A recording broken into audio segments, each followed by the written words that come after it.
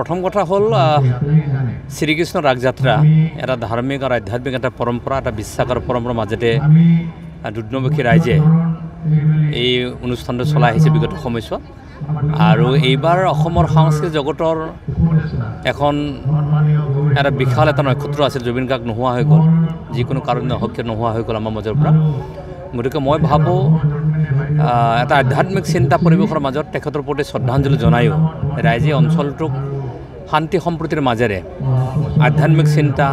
ধাৰ্মিক চিন্তা সকলো চলাই নিবৰ কাৰণে আমাৰ দুধনৈ ৰাগ উৎসৱ পৰিচালনা সমিতিৰ যিটো আয়োজন কৰিছে বন্দনা কাৰ্যসূচীৰে মই সকলোকে শুভেচ্ছা জ্ঞাপন কৰিছোঁ কৰ্মকৰ্তাসকলে খুব সুন্দৰভাৱে অনুষ্ঠানটো আয়োজন কৰিছে তাৰ কাৰণে শুভেচ্ছা জ্ঞাপন কৰিছোঁ ৰাইজকো মই জুবিনবিহীন ৰাগ হ'লেও খুব শান্তিৰে খুব শান্তশিষ্টৰে খুব এটা ডিসিপ্লিনভাৱে যাতে অনুষ্ঠানটো যেনেকৈ আয়োজন কৰিছে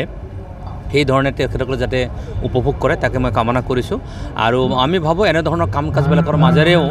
তেখেতৰ প্ৰতি শ্ৰদ্ধা জনোৱা হ'ব তেখেতৰ প্ৰতি সন্মান জনোৱা হ'ব তেখেতৰ প্ৰতি বিচাৰটো নিশ্চয় বিচৰা হ'ব মই আশা প্ৰকাশ কৰিছোঁ আৰু নেদেখাজৰে ডেফিনেটলি তেখেতৰ প্ৰতি জাষ্টিছ এটা নিশ্চয়কৈ দিব ন্যায়ালয় নিশ্চয়কৈ দিব চৰকাৰখনে কাম কাজ কৰি আহিছে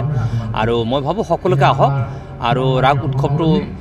উপভোগ কৰক আৰু পৰিয়াল সৈতে আহি আধ্যাত্মিক আৰু ধাৰ্মিক চিন্তাটোৰ সৈতে আগত ৰাখি নিজৰ কাম কাজবিলাক সমাপন কৰক তাকে মই আশা ৰাখিছোঁ।